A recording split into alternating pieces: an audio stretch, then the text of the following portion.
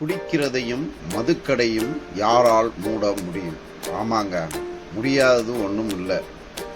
மூட நம்பிக்கையும் மது பழக்கமும் உலகம் தோன்றிய நாட்கள் முதல் கொண்டு இருந்துக்கிட்டு தான் இருக்குது. அதை ஒவ்வொரு தலைவர்களும் ஒவ்வொரு காலகட்டங்களில் அவங்களால முடிஞ்ச அளவுக்கு மனிதர்களுக்கு விழிப்புணர்வை கொடுத்துருக்கார்கள். ஆனால் மூட நம்பிக்கையும் ஒழிக்க முடியல, மதுவும் ஒழிக்க முடியல. அப்போது மதுவை ஒழிக்கணும்னா நமக்குள்ள நல்ல ஒழுக்கம் வந்தால் மட்டுமே மதுவை நமக்குள்ளே ஒழிக்க முடியும். நல்ல அறிவு தளர்ச்சி வரும்போது தான் நம்ம மூட நம்பிக்கையும் ஒழிக்க முடியும். அது காலந்தொட்டு காலங்கள் இருந்துக்கிட்டு தான் இருக்குது. முயற்சி பண்ணுவோம். ஹலோ நண்பர்களே, குடிகாரர்கள் குடிக்காமல் இருக்க வேண்டுமா? இல்லை மது பிரியர்கள் போய் குடிக்கும் மதுக்கடைகளை மூட வேண்டுமா?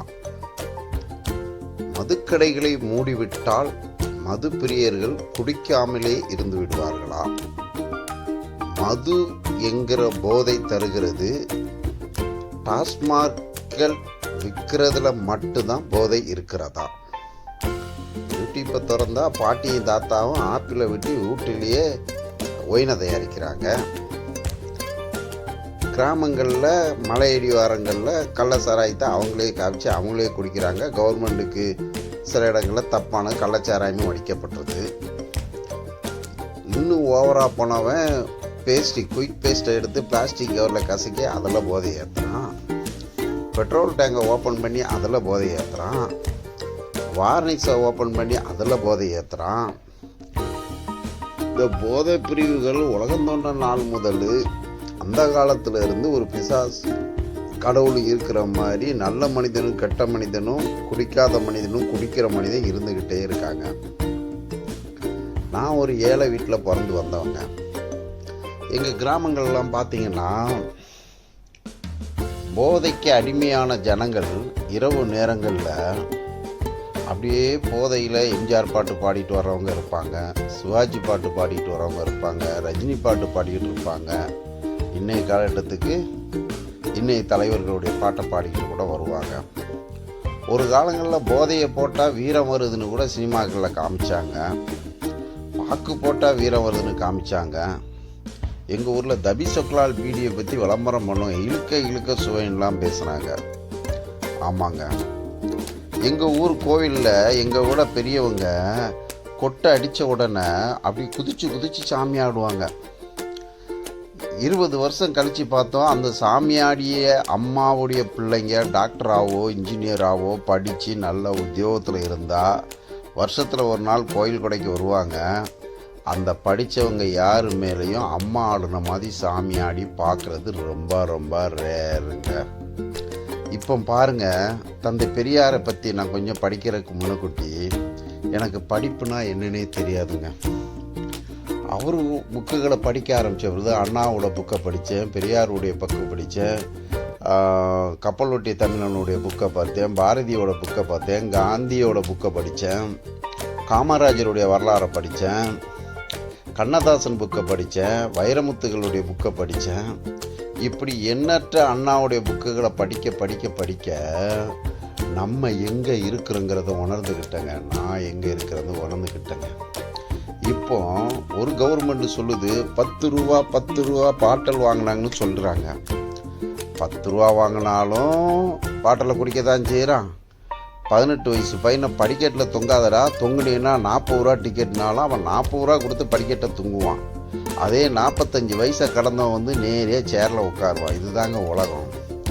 நாங்கள் ஏழையாக இருக்கிற காலங்களில் குடி எப்படியெல்லாம் இந்த ஏழைகளுடைய வீடை தாக்குவை பண்ணுதுன்னா, இந்த ஏழையாக இருக்க ஜனங்க அதிக நேரம் உழைப்பாங்கங்க.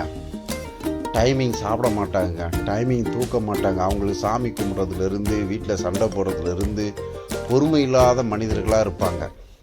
நாங்கள் இருந்த கிராமங்களில் காலையில் வேலைக்கு போனாங்கன்னா வெத்தலை பாக்கை போட்டுட்டு வேலை பார்த்துக்கிட்டே இருந்து 30-40 வயசில் வியாதி செத்து போயிடுவாங்க. கேட்டால் என் சொந்தக்காரன் சேவனை வச்சுட்டாம்மா, இல்லைன்னா சாமி அடிச்சிட்டும்பாங்க, இல்லைன்னா புயல் அடிச்சிருப்பாங்க. தவிர இவன் கடினமாக உழைச்சி போதைப்பொருளை உட்கொண்டு உள்ளே இருக்க ஸ்பேர் எகிரி செத்து போனாங்கிறது உணர்ந்துக்கிற சக்தி ரொம்ப கம்மியாக இருந்துச்சுங்க. இன்றைக்கி கூட நான் சிட்டியில் வருஷம் 200 வீட்டுக்கு சோபா அடிக்க போகிறேங்க. எந்த வீட்டில் தலையில் பேனு இருக்கோ அவங்க குளிக்காத தலை, எந்த வீட்டில் 40 வயசுக்குள்ளே முட்டி வலி, கால் வலி, இடுப்பு வலி, பேக் பெயின் இருக்குதோ அவங்க டைமிங் சாப்பிடாத ஜனங்கள், எந்த வீட்டில் தலைவலி முட்டி வலி இருக்குதோ அவங்க லேடிஸ் ஆனாலும் ஜென்ஸ் ஆனாலும் டைமிங் சாப்பிட மாட்டாங்க, டைமிங் தூங்க மாட்டாங்க, வேத அறிவுகள் கம்மியாக இருக்கும், உடல் பயிற்சி இருக்காது. ஆமாங்க, இந்துக்களை கூப்பிட்டு நீங்கள் என்னைக்காவது உங்களுடைய இந்து மதங்களுடைய வேத புக்குகளை படிச்சிங்களான்னு கேட்டால் இருக்காதுங்க. அந்த இந்துக்கள்லேயே பல விதங்களை கும்பிட்டுக்கிட்டு இருப்பாங்களே தவிர அந்த வேத புக்குகள் படித்து அந்த வேத புக்குகள் சொல்கிற சத்தியம் கம்மியாக இருக்குதுங்க. கிறிஸ்தவங்களை கூப்பிட்டு கேட்டாலும் பைபிளில் சொல்ல வேதங்களும் அதனுடைய சத்தியங்களை விட உலக மார்க்கமாக சொல்கிற சத்தியங்கள் தான் இருக்குது. இப்போ ஒரு ஊரில் போய் பார்த்திங்கன்னா கிறிஸ்தவத்துலேயும் பேயாட்டுறாங்க. அந்த பேய் பிடிக்கிற ஜனங்களாம் நான் நின்று பார்ப்பேன். ஏன்னா நான் ஒரு ஏழையாக இருந்தவன். அகத்தின் அழகு முகத்தில் தெரியும். இந்த ஏழை ஜனங்களுக்கு பார்த்தீங்கன்னா 30-35 வயசுலேயே பல்லு தூக்கிக்கிடும், கால் வலி வந்துடும், முட்டி வலி வந்துடும். அவங்கள பார்த்தாலே ஒரு அடையாளம் காமிக்கும் ஏழைங்கன்ட்டு.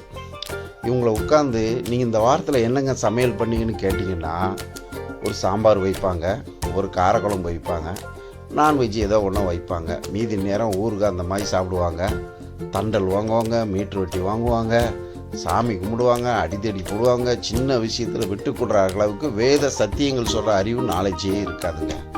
இப்படிப்பட்ட ஜனங்களை கவர்மெண்ட் என்ன தான் திட்டம் போட்டு இதெல்லாம் சலுகைன்னு சொன்னாலும் இவங்களை கையையும் கட்டி காலையும் கட்டி படிக்கட்டில் ஏற சொன்னாங்க. அதுதான், கையையும் கட்டி காலையும் கட்டி படிக்கட்டில் தூக்கி விட்டாலும் அவங்களால ஏற முடியாதுங்க. ஆமாங்க, கிராமத்தில் நான் இருக்கிற காலத்தில் படிப்புனா என்னன்னே தெரியாதுங்க. படிப்புனா என்னன்னே தெரியாது, ஏன் படிக்கிறேன்னு தெரியாது. ஏன்னா எங்கள் அம்மா அப்பாவுக்கு 10 கிலோமீட்டரை தாண்டி அந்த ஜனங்கள் வெளி உலகத்தில் எப்படிலாம் வாழ்கிறாங்கன்னே தெரியாது. ஏன்னா அவங்களுக்கு குறிப்பிட்ட வயசு வரைக்கும் வாழ்ந்தாங்க, அப்புறம் கல்யாணம் பண்ணிட்டாங்க, அப்புறம் 5-6 பிள்ளையை பெற்றுக்கிட்டாங்க. அந்த வருமானம் பற்றாமல் காலையில் வேலைக்கு போனால் நைட்டு வருவாங்க. அதுக்குள்ளே சாமி செலவு இதுகள் தான் இருந்துச்சு. ஆனால் அதே வருமானத்தில் கொஞ்சம் வேதம் படித்தவங்க, கொஞ்சம் சத்தியம் படித்தவங்க, உலக அறிவு படைத்தவங்க அந்த வருமானத்தில் மிச்சப்படுத்தி அவங்க பிள்ளைங்களை படிக்க வச்சு அவங்க வாழ்க்கையில் முன்னேறிட்டாங்க. என் கூட கொஞ்சம் தெளிவான பேரண்ட்ஸுடைய பிள்ளைங்க இன்றைக்கி பேங்க் மேனேஜராகவும் ஆஃபீஸர்ஸாகவும் இருக்காங்க. அதே ஊரில் பிறந்த நாங்கள் ஏன் ஏழையாக இருக்கிறோன்னா எங்களுக்கு அதை சொல்லித்தர ஆள் கிடையாதுங்க. இப்போ நான் வெளியில் வந்து சென்னையிலேயே நான் பார்க்குறேன் 45 வருஷமாக. இந்த 45 வருஷத்தில் பல சென்னையிலேயே கவர்மெண்ட் ஸ்கூலில் எத்தனையோ சலுகைகள் இருந்தாலும் தான் பிள்ளைங்களை கொண்டு ப்ரைவேட் ஸ்கூலில் சேர்க்குறாங்க. ப்ரைவேட் ஸ்கூலில் சேர்த்து பணத்தை கட்டிட்டா மட்டும் ஒரு பிள்ளை முதல் அத்தியாயத்துக்கு வருவாங்கிறது நிச்சயமே கிடையாது. ஏன்னா அந்த குடும்பத்தில் நல்ல ஒழுக்கம், நல் பேச்சு, நல்வசதி இருந்தால் மட்டும்தான் வர முடியும். அதே மாதிரி ஒரு வேலையில் கவர்மெண்ட் எம்ப்ளாயிகிட்ட கேட்டோம்னா பெரிய ஆஃபீஸர்ஸ் லெவலில் இருக்கிறவங்களுக்கு வேலை இருக்காது, சம்பளம் ஜாஸ்தியாக இருக்கும். சின்ன வேலையில் இருக்கிறவங்களுக்கு சம்பளம் கம்மியாக இருக்கும், வேலை அதிகமாக இருக்கும். இந்த வேலை பளு ஜாஸ்தியாகி போய் தான் நாங்கள் தண்ணி அடிக்கிறோம் அப்படிங்கிற சொல்கிறவங்களும் கேட்குறோம். ஃப்ரெண்ட்ஷிப்புகளில் பார்த்தாங்களும் தண்ணி அடிக்கிறது ஒரு சோசியலாகி போகுது. ஒரு சாவு வீடு, ஒரு கல்யாண வீடு, அதில் தண்ணி அடிக்கிறது ஒரு சோசியலாகி போகுது. இந்த மாதிரி சோசியலிருந்து வெளிப்பட்டவங்க தண்ணியை விட்டுருதாங்க. அவங்க தண்ணியை குடிக்க சொன்னாலும் குடிக்கிறதில்ல, மது அருந்த சொன்னாலும் அருந்ததில்லை. இப்படி மனுஷனுக்குள்ள அறிவு வளர்ச்சி வந்தால் மட்டுமே ஒயின் ஷாப்பை ஒழிக்க முடியும். மனுஷனுக்குள்ள அறிவு வளர்ச்சி வந்தால் மட்டுமே அவன் குடியை நிப்பாட்ட முடியும். மனுஷனுக்குள்ள கடவுள் பக்தி வந்தால் மட்டுமே அவன் நல்லொழுக்கத்தில் வர முடியும். குடியை ஒழிக்கிறோம். ஆமாங்க, குடியை யாரும் ஒழிக்க முடியலைங்க. ஆனால் குடியை ஒழித்தோம். நான் குடியை ஒழிச்சிருக்கோம். ஏன்னா நான் படித்தவர்களோடு பழகி படிப்பை தேடியதுனால இது தவறு என்று புரிஞ்சுக்கிட்டேன். அதனால் நான் அதிகாலையில் எந்திரிக்கிறேன், கடவுளை துதிக்கிறேன், டெய்லி 1 மணி நேரம் உடற்பயிற்சி பண்ணுறேன், 8 மணி நேரம் உழைக்கிறேன், 8 மணி நேரம் தூங்குறேன், அதுக்கு மேலான அறிவை தேடுறேன். செய்கிற தொழிலில் பொறுப்பாக இருக்கிறதுனால எனக்கு குடியை பற்றி கவலையே இல்லைங்க. இன்றைக்கி ஒயின் ஷாப்பில் வேலை செய்கிறவங்களே குடிக்க மாட்டாங்க. ஆனால் அவங்கக்கிட்ட வந்துட்டு நல்ல சரக்கு இருக்கா, எது சூப்பராக இருக்குன்னு கேட்பாங்களாம். ஆமாங்க, ஒரு நாட்டில் மதுவை ஒழிக்கணும் அப்படின்னு சொன்னோம்னா அந்தந்த மனுஷன் அறிவை வளர்த்து நல்லதை தேடும்போது, குடும்பத்தை நினைக்கும் போது தான் அவன் குடிகாரனை விட்டு வெளியே வர முடியுமே தவிர, சட்டம் போட்டோ தனி டிபார்ட்மெண்ட் போட்டோ இந்த குடியை ஒழிக்க முடியாது. அதனால் நல்ல அறிவுணர்ச்சியை கொடுப்போம், மக்களை முன்னேற்றமான பாதையில் நடத்துவோம். அந்த வாழ்க்கை மட்டும்தான் நம்மளை மாற்ற